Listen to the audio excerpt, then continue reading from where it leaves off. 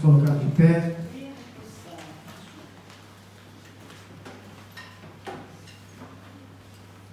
Primeira carta de Pedro, capítulo de número 3, do versículo de número 8 até o versículo de número 12. E nós vamos continuar falando sobre este assunto. Amém? Os que acharam, diga amém? Amém. A palavra do Senhor nos diz assim: finalmente, sede todos de igual ânimo, compadecidos, fraternalmente amigos, misericordiosos, humildes, não pagando mal por mal ou injúria por injúria, antes, pelo contrário, bem dizendo, pois para isso mesmo fostes chamados, a fim de receberdes bênção por herança. Pois quem quer amar a vida e ver dias felizes, refreie a língua do mal e evite que os seus lábios falem dolosamente. Aparte-se do mal, pratique o que é bom, busque a paz e empenhe-se por alcançá-la, porque os olhos do Senhor repousam sobre os justos, e os seus ouvidos estão abertos às suas súplicas, mas o rosto do Senhor está contra aqueles que praticam males. Amém? Podeis sentar. Nós começamos a falar na última semana e falamos sobre a primeira parte deste versículo de número 8, e falamos sobre a unidade de pensamento. Falamos também sobre a compaixão. E agora nós vamos falar sobre ainda este versículo 8, que nos diz assim aí: finalmente sede todos de igual ânimo, compadecidos, fraternalmente amigos. Pedro está falando nesta parte do versículo sobre o amor fraternal. E a expressão que ele usa, fraternalmente amigos, no grego, é uma única palavra, é philadelphoi, que quer dizer o amor entre irmãos. Ou seja, o que Pedro está querendo dizer é que nós, a igreja, a congregação, os irmãos, de que maneira devem se comportar? De que maneira deve ser o relacionamento? Deve ser no mesmo estilo, no mesmo tipo, no mesmo padrão de irmãos de sangue. A expressão fraternalmente amigos, do grego, ela quer dizer amor entre irmãos. Então percebam uma coisa: todo irmão, ele tem aquele momento em casa de desentendimento, né? Particularmente em casa, somos 3 irmãos, e quando éramos mais novos, sempre tínhamos aqueles momentos de desentendimento um com o outro, divergência de pensamento, porém, passa o tempo, passa alguns minutos, algumas horas, já está lá grudado de novo. É irmão, se ama, né? Perceba que o que Pedro está querendo dizer é que o amor entre os membros da igreja, entre os membros do corpo, deve ser o mesmo amor que existe entre irmãos de sangue. Ou seja, você ama seu irmão não simplesmente por causa de suas qualidades,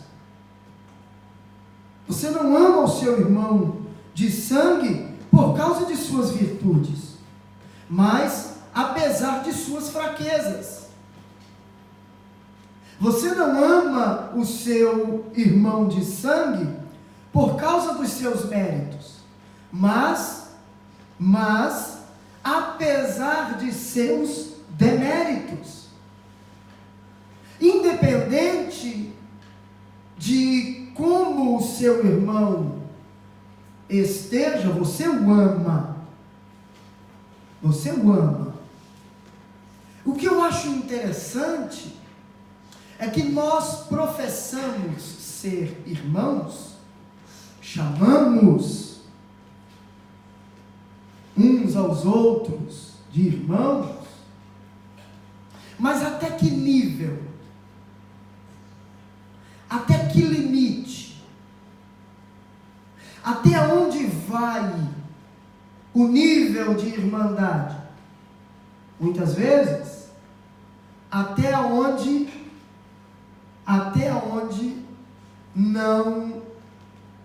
não contrariar o que eu penso, o que eu acho, o que eu quero. Muitas vezes, neste relacionamento, irmãos, e se tratando de irmãos de sangue, muitas vezes nós tiramos do que é nosso e doamos e damos ao nosso irmão. Muitas vezes, ainda que passemos por algum momento de dificuldade na nossa vida, nós estendemos a mão para o irmão. Agora, quando se trata de irmão em Cristo, nós muitas vezes somos egoístas. Nós pensamos somente em nós mesmos. Eu só faço se não me prejudicar ou se eu não tiver nenhum tipo de perda. Nós só fazemos enquanto nós não sofremos agravos. Mas aí eu pergunto, quando nós paramos para meditar na Bíblia, nós vemos que o relacionamento entre irmãos, ele precisa exceder até mesmo aquilo que eu acho, aquilo que eu penso, aquilo que eu gostaria. Você já parou para observar que nós somos egoístas até na questão de companhia? Nós só queremos nos aproximar de quem nos agrada. Num dito popular, de quem nos bajula. Nós colocamos determinados sentimentos acima até mesmo de prioridades.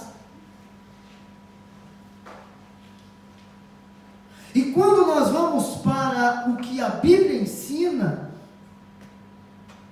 nós vemos que o relacionamento entre os irmãos, o relacionamento dentro da igreja, no corpo,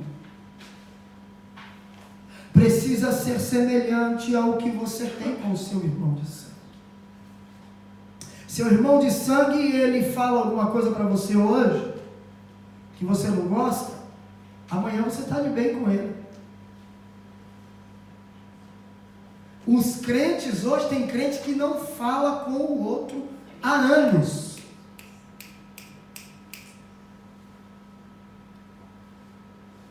A pergunta é: como eu posso dizer que tenho comunhão com Deus, que eu amo a Deus, se eu não consigo amar o meu irmão?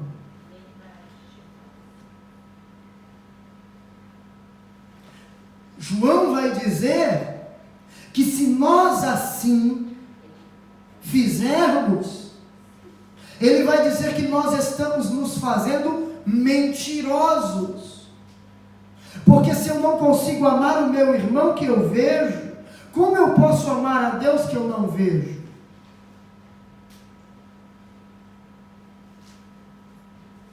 Agora, como irmãos, você não é obrigado a concordar com o comportamento do seu irmão quando este está andando de maneira errada. Você não corrige o seu irmão de sangue?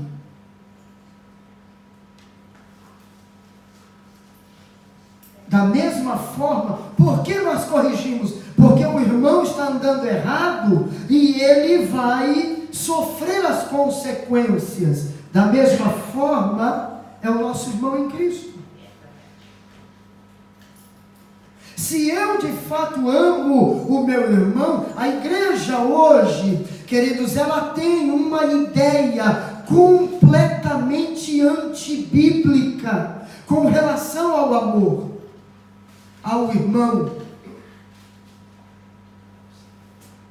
E qual é a ideia da igreja hoje, de muitos cristãos hoje, com relação ao amor? Eu não posso repreender, eu tenho que concordar, eu tenho que estar junto, que apoiar, ainda que aquilo que o meu irmão esteja fazendo está errado. Essa ideia é antibíblica. Eu não encontro respaldo bíblico para esse pensamento. Não, pastor, mas eu amo. Justamente por isso, justamente por amar, é que eu não posso ver o meu irmão agindo de maneira errada e eu deixar assim, porque eu amo. Então simplesmente eu concordo com ele, simplesmente eu o abraço. Errado. Essa ideia é antibíblica. Porque a Bíblia vai nos mostrar que quem ama, corrige. Quem ama, fala a verdade. Quem ama, repreende. A maior referência de amor que encontramos na Bíblia é o próprio Deus. E a Bíblia diz que Ele repreende aqueles a quem Ele ama e açoita aqueles a quem Ele tem por filho. A própria Bíblia vai dizer: se estais sem repreensão, então você não é filho, você é bastardo.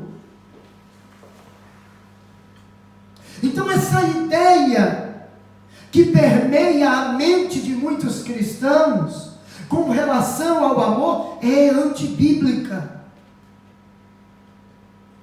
Hoje, em nome do amor, não se pode corrigir ninguém. Hoje, em nome do amor, não se pode repreender a igreja. Em nome do amor, os pregadores hoje têm que simplesmente ministrarem mensagens de autoajuda. Isso é antibíblico. Essa ideia não tem respaldo bíblico. Se você esperar esse comportamento da minha parte, você pode procurar outro lugar para congregar. porque não vai ter.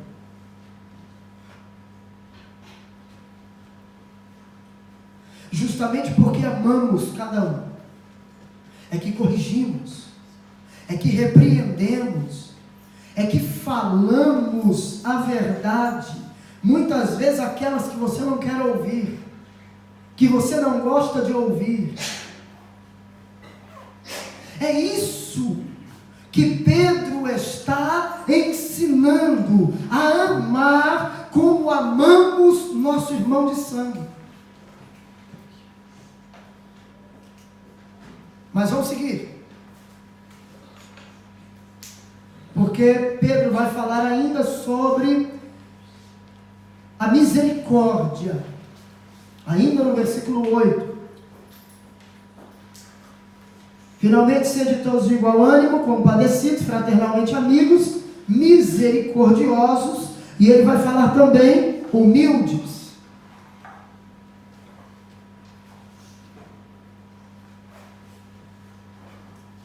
E o que é ser misericordioso? Ser misericordioso significa inclinar o coração diante da miséria de outra pessoa. Deus nos trata com misericórdia. O livro das Lamentações de Jeremias vai nos dizer que as misericórdias do Senhor são a causa de nós não sermos consumidos. A misericórdia de Deus, na sua misericórdia, Deus não nos dá aquilo que nós merecíamos. Mas muitas vezes nós não agimos com misericórdia.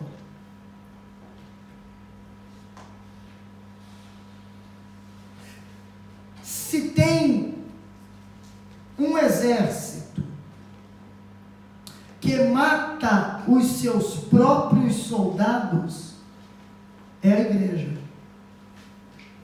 É o exército de Cristo. Infelizmente, ao invés de estender a mão e ajudar a levantar,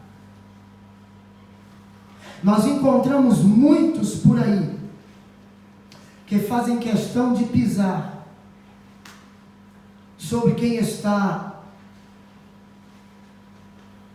em um buraco para que ele afunde, para que ele chegue ao fundo do poço. Outros se alimentam com a desgraça alheia.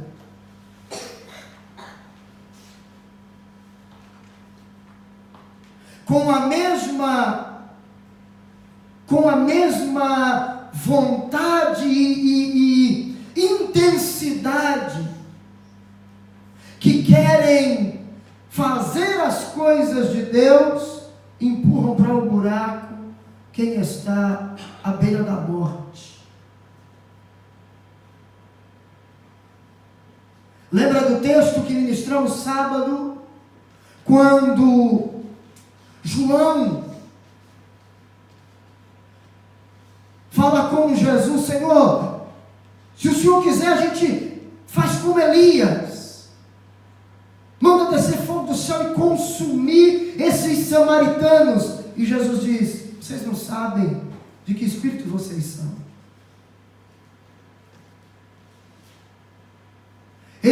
Jesus diz: o Filho do Homem não veio destruir, matar, acabar com o homem, mas veio salvá-lo. Sim, nós não podemos passar a mão na cabeça de quem está errado, mas não podemos matar quem está à beira da morte. Temos que estender a mão. A mensagem do Evangelho levanta caído.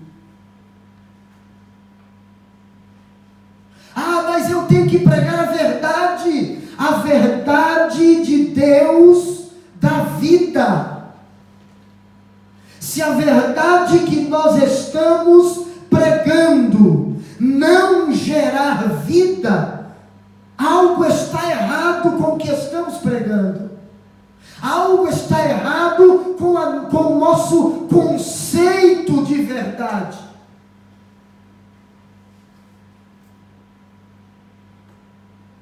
Não é simplesmente apontar a falha do pecador, mostrar ou colocar o dedo na ferida do doente, mas é apresentar um remédio.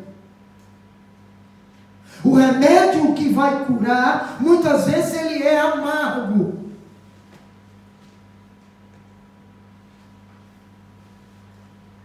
Mas ele precisa ser apresentado. A Bíblia vai dizer que aquele que exorta deve fazer isso com amor.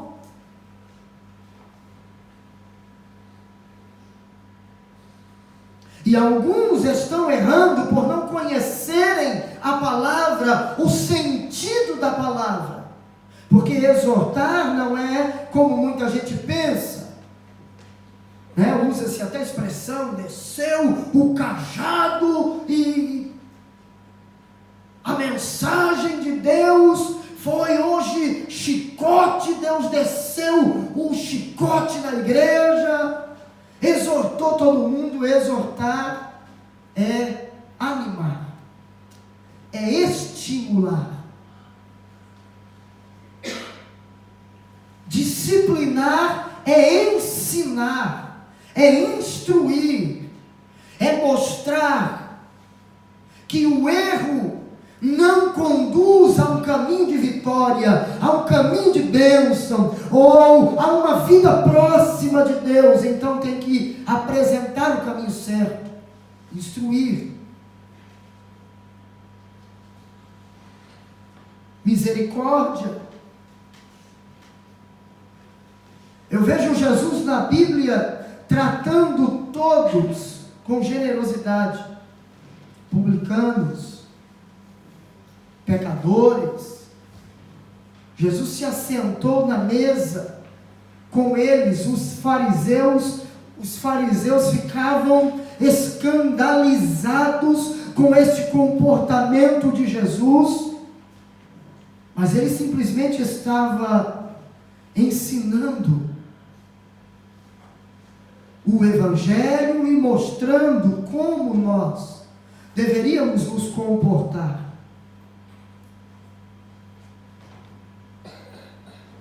Você já parou para observar que hoje nós escolhemos para quem queremos pregar? Você já parou para observar que, infelizmente, hoje muitos crentes agem com discriminação? Quando encontram alguém que não é bem visto pela sociedade, nós passamos de largo. Muitas vezes nós estamos, queridos, como aquele sacerdote, aquele levita, da parábola do bom samaritano. Nós queremos escolher para quem pregar o Evangelho. Nós achamos que na igreja só vai entrar pessoas que estão prontas, ou aqueles que vêm sem nenhum tipo de enfermidade. Mas Jesus disse que os sãos não precisam de médico, mas quem precisa de médico são os doentes. E aí o que acontece? O que acontece é que nós, no convívio de igreja, nos deparamos com pessoas que não conseguem suportar a falha do irmão. E aí o que fazem? Excluem. E não é isso que a Bíblia nos ensina. Nós precisamos entender que aquele que está aí sentado do seu lado, assim como você, ele possui virtudes, mas ele também tem defeitos. Assim como você. A questão é que nós temos o costume de nos assentarmos e apresentarmos as falhas do irmão sem olhar as suas qualidades. E nos esquecendo que nós também temos as nossas falhas. Que assim como eu muitas vezes posso dizer, não suporto o fulano, alguém pode dizer, eu não suporto o pastor Wellington por causa disso. Nós às vezes nos colocamos no pedestal da soberba e achamos que todo mundo está condenado e somente nós somos santos e estamos indo para o céu.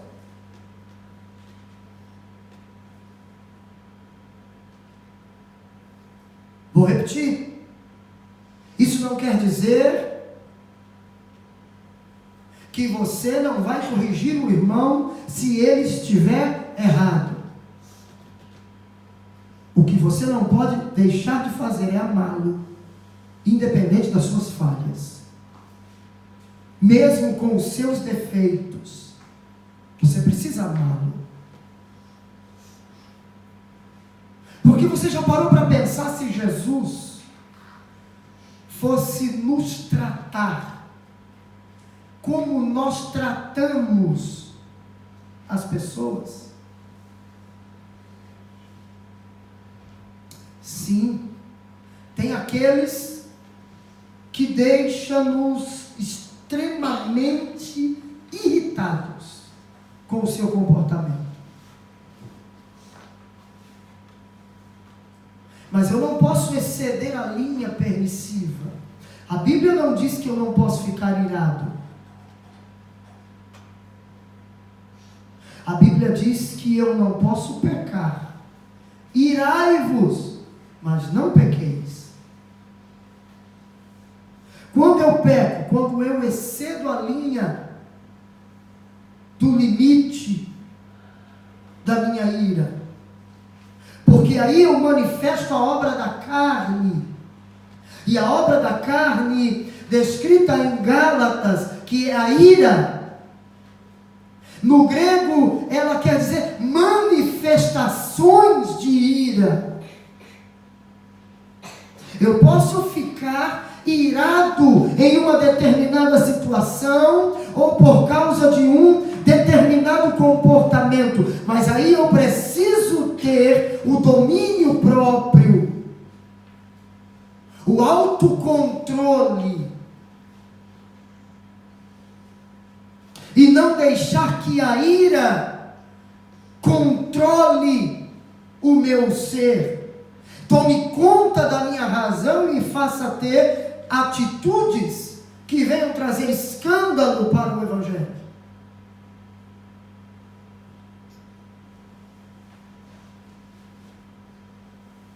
A Bíblia vai dizer ainda: não se ponha o sol sobre a vossa ira.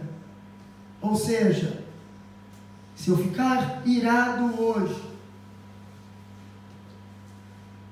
ela não pode permanecer no meu coração até o dia seguinte.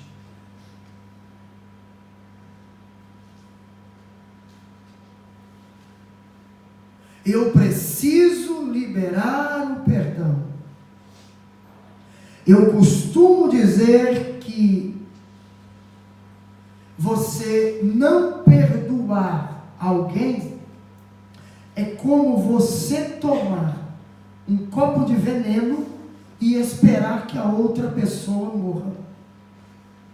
Isso não vai acontecer nunca. Quem vai definhando é você. Sou eu. Então precisamos ir a Deus, colocar para fora o que está em nosso coração, pedir perdão ao Senhor, e se há necessidade, pedir perdão ao irmão, e sanar o problema.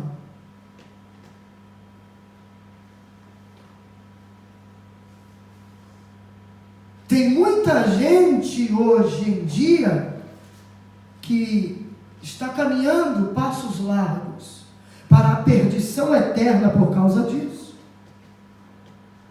Porque carrega no seu coração o peso da falta de perdão. Não vai te levar a lugar algum. Se você parar para observar, é a sua vida que não progride, que não avança, que não sai do lugar. Por causa do quê? Falta de perdão. E aí a falta de perdão me leva a agir com falta de misericórdia. Porque eu quero descontar na pessoa a minha ira. E aí eu peco. E aí eu falho.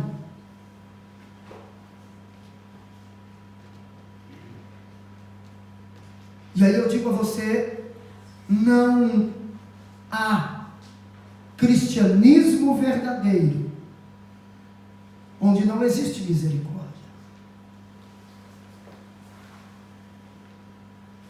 Mas Pedro fala da humildade para nós sairmos desse versículo 8.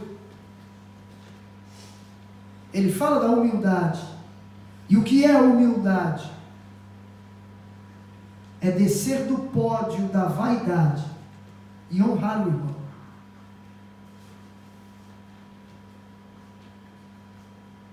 A vaidade leva o homem a achar que ele é autossuficiente.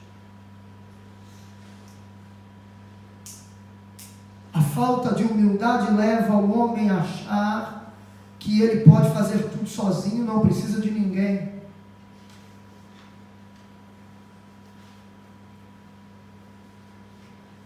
Ser humilde não é ser pequeno,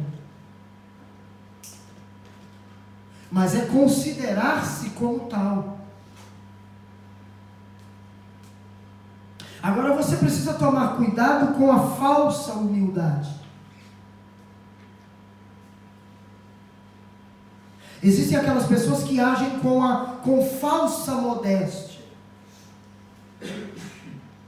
Ele fala uma coisa, mas no fundo é outra.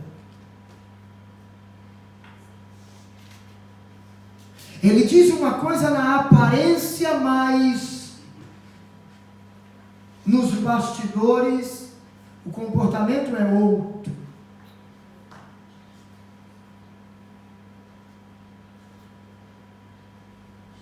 E não é isso que a Bíblia ensina. Eu preciso entender que no reino de Deus a pirâmide, ela está invertida. Aquele que se acha grande no reino de Deus, ele é servo de todos. Tem muita gente hoje que quer galgar posições no ministério sob a ilusão de que você ser um líder te dá condições de mandar nos outros. E liderar não é mandar fazer. O verdadeiro líder, o bom líder, ele não manda fazer.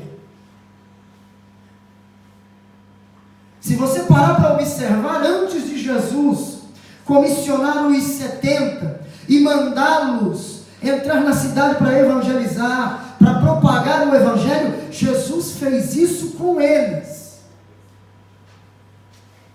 Jesus ensinou eles a fazer. E depois Jesus os colocou para fazer.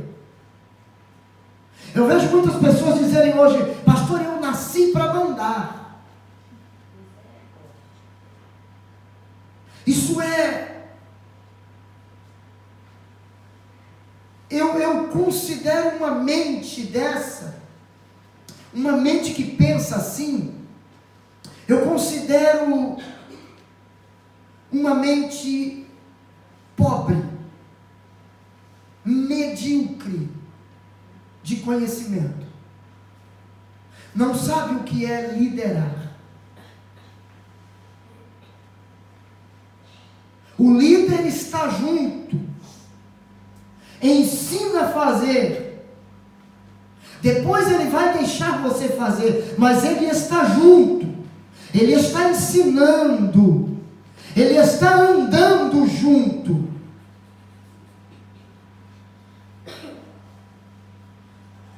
Nós vemos muita liderança hoje dizendo só: faça isso, faça aquilo, e usa-se o ditado de que manda quem pode e obedece quem tem juízo.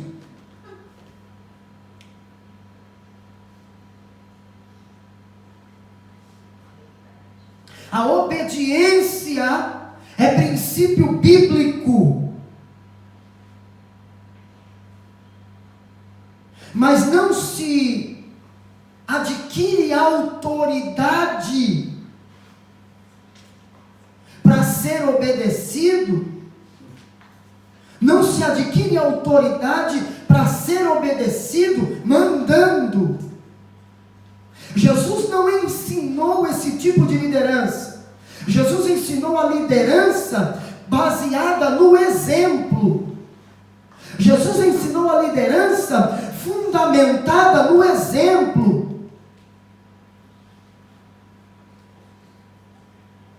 E aí eu vejo Paulo ensinando Timóteo: olha, Timóteo, você é o líder, mas você precisa ser o exemplo para os fiéis. As pessoas têm que olhar para você, Timóteo, e ver em você um modelo a ser seguido. Agora veja bem, vou usar o meu exemplo. Se eu, como líder, como pastor, digo a você: irmão, venha para a oração, mas eu não venho, você vai vir? Se eu ensinar a você, fazer qualquer coisa dentro da igreja, e você não me ver fazer, você não vai fazer. E eu não vou ter autoridade para cobrar. Então, quando nós vamos para a Bíblia, nós vemos que todo princípio bíblico para a liderança, ele está baseado no exemplo. O líder tem que ser o exemplo.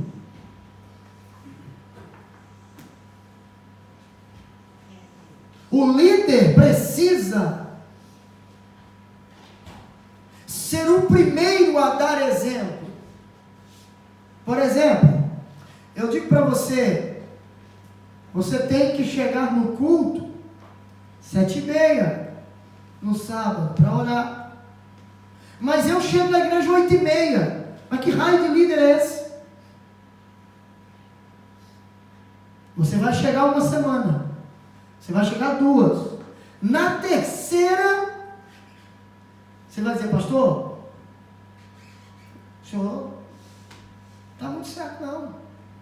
Vem cá, vou conversar com o senhor aqui no particular.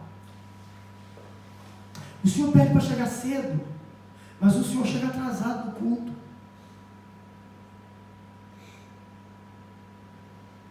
O senhor pede para chegar cedo, mas os seus obreiros chegam atrasados no culto. A membresia da igreja está nos observando.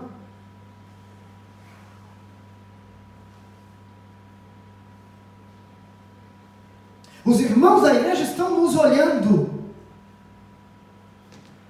Se eu digo para você que você precisa ler Bíblia, estudar Bíblia, mas quando você me vê falar, você não sente que eu sou um estudioso da Bíblia. Como eu posso cobrar de você uma coisa que eu não vivo? Como eu posso ensinar você uma coisa que eu não faço?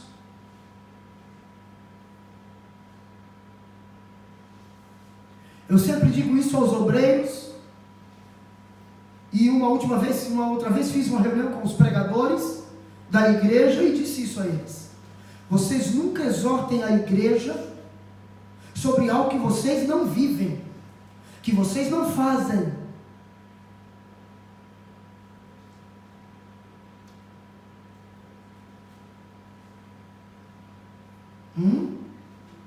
Por exemplo, o obreiro não pode pregar sobre dízimo se ele não for dizimista.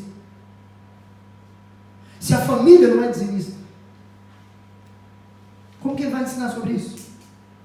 Com que autoridade eu vou falar de algo que eu não faço? Como que eu posso ensinar sobre assiduidade se eu não sou assíduo? Como eu posso ensinar sobre responsabilidade se o meu comportamento mostra que eu sou uma pessoa irresponsável?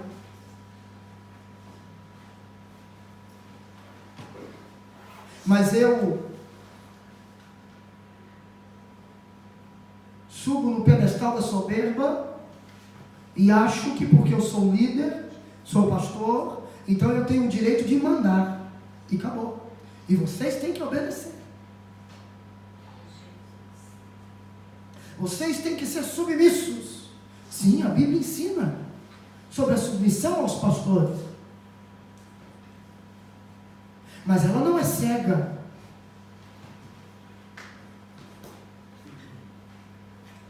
E isso é bíblico.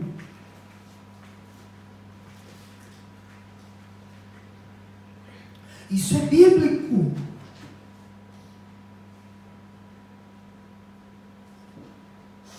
Então, perceba que no ministério, na vida cristã, estou usando o exemplo da liderança para falar sobre a humildade. Não é só mandar. Não é simplesmente nós mandarmos as pessoas fazerem e a gente. Era o que faziam os fariseus. Mandavam, mas não cumpriam. Não viviam. Versículo 9.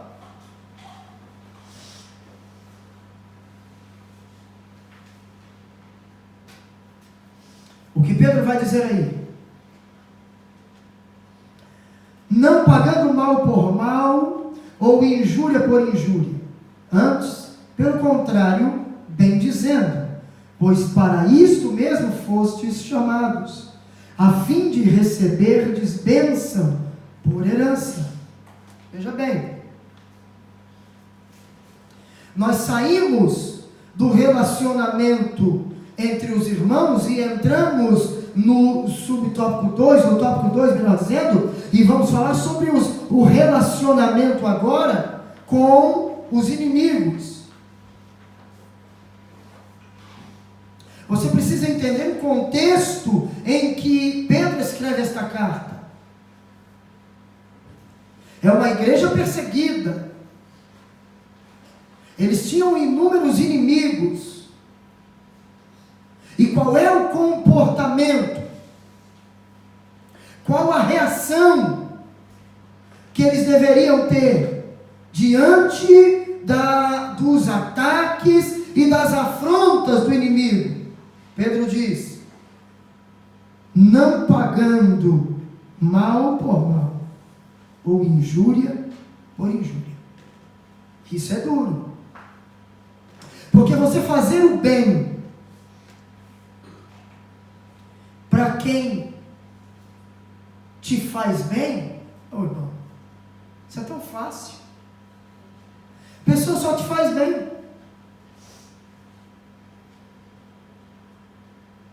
Você automaticamente é motivado a fazer o bem por causa do bem que aquela pessoa te faz. E aí? O que é isso? Isso é justiça. Isso é justiça. Porque quando eu retribuo o bem com o bem ou o mal com o mal, é justiça. Quando eu retribuo o bem com o mal, é perversidade. Mas quando eu retribuo o mal com o bem, é graça. E é isso que a graça de Deus nos ensina. A tratar o nosso irmão como fomos tratados. É isso que a graça de Deus nos ensina. O que é graça? Graça é favor imerecido, a forma bem grossa de falar sobre graça, bem resumida de falar sobre graça.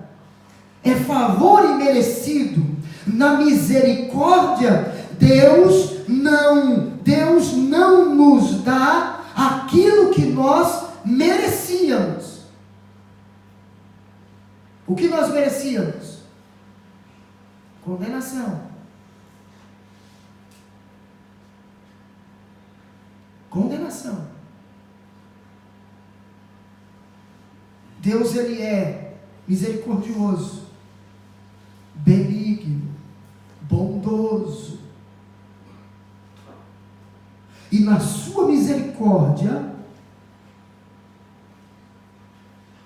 Ele não nos dá aquilo que eu merecia. E é isso que Ele quer que nós façamos. Se você perceber o ensino do Novo Testamento, o ensino para aquele que é gerado de novo, é exatamente, termos um comportamento para com as pessoas exatamente igual ao que Deus teve conosco. Por quê? O filho, e aí falando de nascimento natural, carnal, ele herda as características do pai e da mãe. Você percebe na personalidade do filho, no comportamento do filho, alguns traços do pai ou da mãe, traços comportamentais do pai ou da mãe, você percebe no filho. E é isso que Deus quer que o mundo perceba em nós, traços de seu caráter, evidências de um caráter renovado, transformado, porque outrora nós pagávamos o mal com o mal.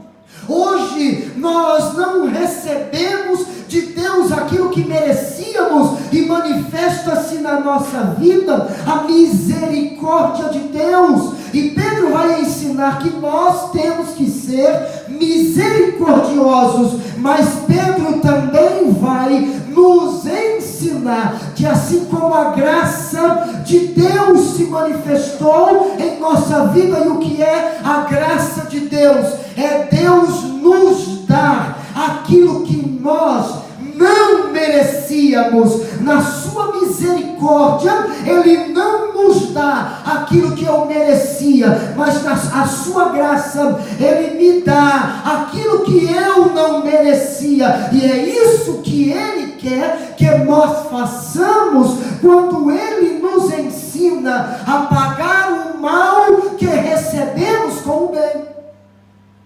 Graça. E por que temos que agir assim? Porque somos filhos de Deus. E precisamos, por onde passarmos, deixar evidências de Cristo. Por onde passarmos, precisamos deixar evidências claras de que somos filhos de Deus. novo, de que somos novas criaturas. Está compreendendo? Amém. Quem está entendendo, diga amém. Pouca gente está entendendo.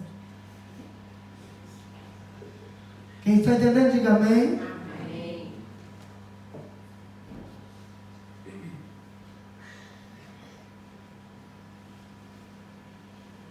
Qual é o ensino de Jesus aos apóstolos? Qual é o ensino de Jesus aos apóstolos? Aos seus discípulos? Vamos lá para Mateus. Mateus, capítulo de número 5.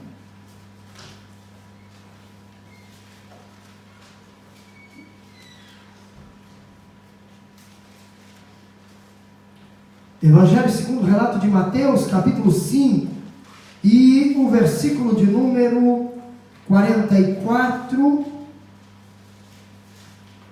Jesus ensinando. Veja que esse versículo, ele está inserido no maior sermão de Jesus que temos na Bíblia. Esse é o maior sermão de Jesus. Ele começa no capítulo 5 e vai até o capítulo 7, final do capítulo 7. E o que Jesus ensina aqui? Lá no versículo 44, 43 e 44, para você entender, Jesus diz assim: olha, ouvistes que foi dito, amarás o teu próximo e odiarás o teu inimigo. Jesus disse: vocês ouviram o que foi dito, amarás o teu próximo e odiarás o teu inimigo, certo? Eu, porém, vos digo, amai os vossos inimigos e orai pelos que vos perseguem. É fácil? Você já ouviu dizer, Jesus falando, ele disse: ouvistes dizer na lei, olho por olho e dente por dente. Jesus cita um princípio, uma lei que existia antes da lei mosaica, que é a chamada lei de Talião, que dizia olho por olho e dente por dente. Se um homem for ferido no olho, tem que ferir o outro, aquele que lhe feriu, no olho também. Se ferir o olho direito, é o olho direito, enfim. Jesus, ele agora está ensinando um princípio que excede o ensino da lei. A lei pregava a justiça. Se você pagar o bem com o bem e o mal com o mal, é justiça. Jesus vem ensinando a graça. Dar ao homem aquilo que ele não merecia. Fez o mal para você, como você paga? Com o bem. Esse é a grande dificuldade dos crentes hoje em dia. Porque nós temos dentro de nós um chamado senso de justiça. E aí nós queremos dizer assim: você me feriu, então eu também tenho que te ferir. Mas Jesus não ensina isso. Nós nascemos de novo. E se eu nasci de novo, alguém me fere, eu tenho que orar por ele. Eu tenho que pedir que Deus o abençoe. Agora, não é aquela oração hipócrita, aquela oração mentirosa. Porque tem gente que diz assim: Jesus abençoa ele, mas na verdade o Senhor sabe que eu queria matar. Jesus, me dá graça, não me dá força não, porque se o Senhor me der força, eu esmago ele. Quem nunca fez essa oração? Quem nunca disse isso? Se eu pudesse, eu matava.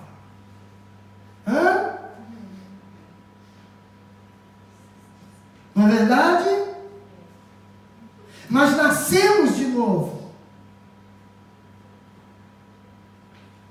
E como pessoas novamente nascidas, agora nascidas da semente incorruptível da palavra de Deus, nós temos que ter um outro comportamento.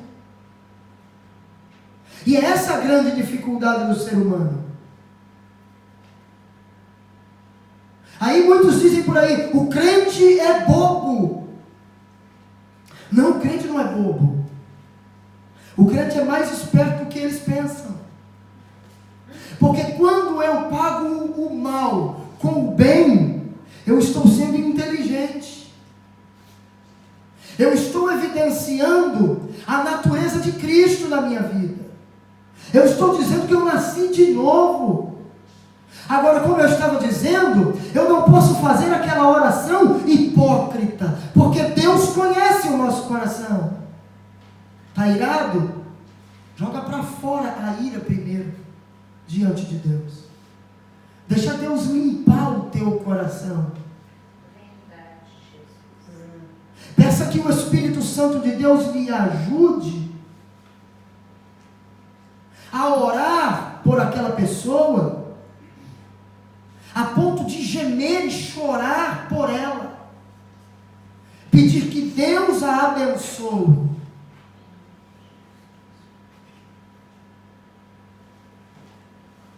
Nós temos esta dificuldade.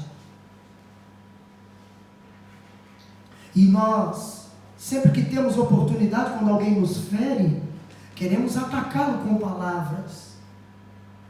Eu não o ataco fisicamente, mas queremos atacá-los com palavras. E hoje em dia, com todas essas redes sociais que tem, está um nojo. Porque Facebook, irmão, é em muitas oportunidades quartel-general dos covardes. Porque o indivíduo não tem coragem de falar na cara, aí posta no Facebook o desabafo, a indireta. Filho de Deus não pode fazer isso. Quantas e quantas vezes eu já me deparei, olhando as redes sociais, com desabafos de crentes, direcionados a outros crentes da igreja. E isso gerando escândalo, com centenas de comentários de pessoas que não são cristãs, escandalizadas com esse tipo de comportamento. E aí eu pergunto, em que Cristo é glorificado? Quando é que essa pessoa vai ser alcançada pelo Evangelho? Por causa do quê? Por causa de um comportamento carnal de alguém que se diz espiritual. Com o seu senso de justiça, quer fazer justiça própria, justiça com as próprias mãos, e escandaliza o Evangelho. O crente só tem razão quando ele está com os pés para trás. Quando é isso? Quando estamos de joelho dobrado. Quando oramos a Deus. Quando derramamos o nosso coração, a nossa alma diante de Deus. E Ele traz o refrigério. Ele traz o consolo. Ele derrama sobre os nossos corações o bálsamo de Gileade e nos sara a ferida. Então temos condições de orar e pedir que Deus abençoe aquele que nos feriu. É isso que a Bíblia nos ensina. É isso que Jesus está dizendo. É isso que Pedro está falando. Paulo vai ensinar a ninguém torneis mal por mal, em Romanos 12. E em 1 Coríntios capítulo 4, Paulo vai dizer que quando ele é injuriado, quando somos injuriados, bendizemos.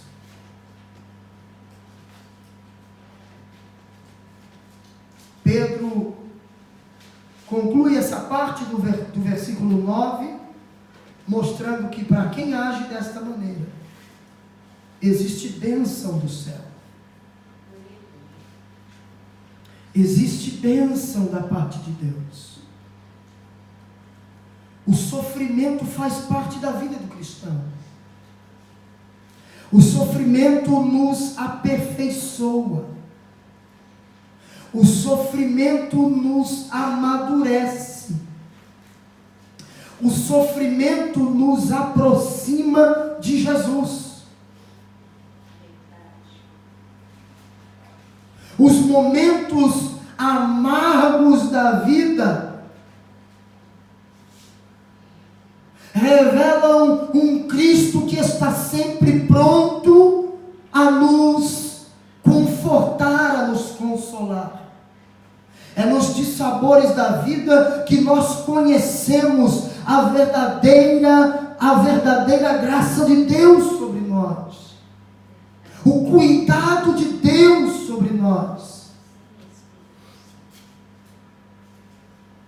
Nós não vamos encontrar na vida, na nossa caminhada cristã, somente aqueles que nos amam. Nós não podemos ser inimigos de ninguém. Mas isso não quer dizer que nós não vamos ter inimigos. Só o fato de você ser um cristão autêntico, você já vai atrair inimigos para você.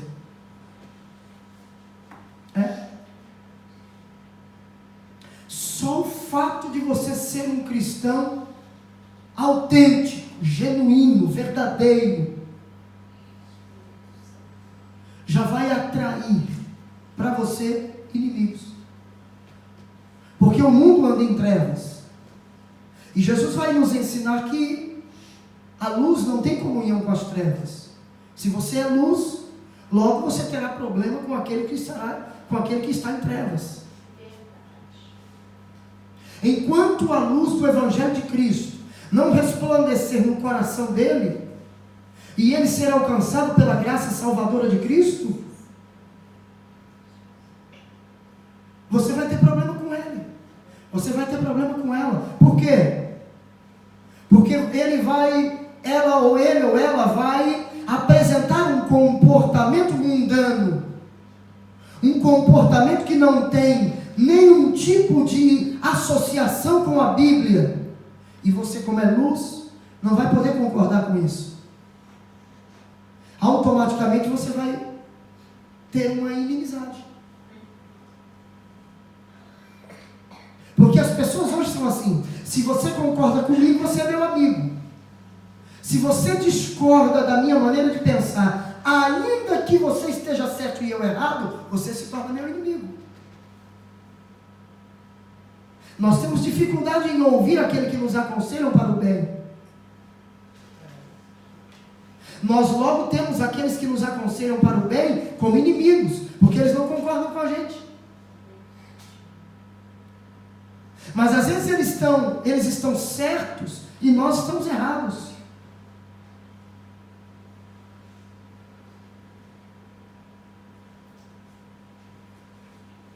Então, se você anda na luz, se você é um cristão autêntico, fatalmente você terá inimigos. Mas se isso acontecer com você, fica tranquilo. Você não está sozinho. Você não é o único. Jesus passou por isso. Jesus vai dizer assim: não é a criatura maior que o seu Criador. Se eles me perseguiram a mim, eles vão perseguir vocês também. Mas por que eles perseguiram a Cristo? Porque Cristo ensinou algo contrário ao que os fariseus e os escribas ensinavam. Ele ensinou a verdade de Deus como a própria personificação da palavra. Ele, por onde passava, ele exalava a verdade de Deus. E aí ele diz que por onde nós passarmos, nós precisamos exalar o bom cheiro de Cristo. A verdade de Deus. Se nós andamos em Cristo, andamos na verdade. Quem não anda na verdade, não está andando em Cristo. Quem vive uma vida de mentira e de engano, não está andando em Cristo.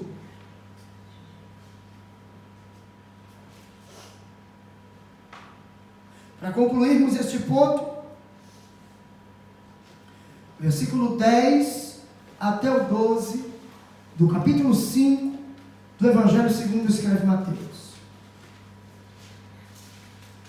Bem-aventurados os perseguidos por causa da justiça, porque deles é o reino dos céus. Bem-aventurados sois, quando por minha causa vos injuriarem e vos perseguirem, e mentindo, disserem todo mal contra vós. Regozijai-vos e exultai, porque é grande o vosso galardão nos céus, pois assim perseguiram aos profetas que viveram antes de vós. Amém? Amém? Nessa grande galeria dos perseguidos, você não está só.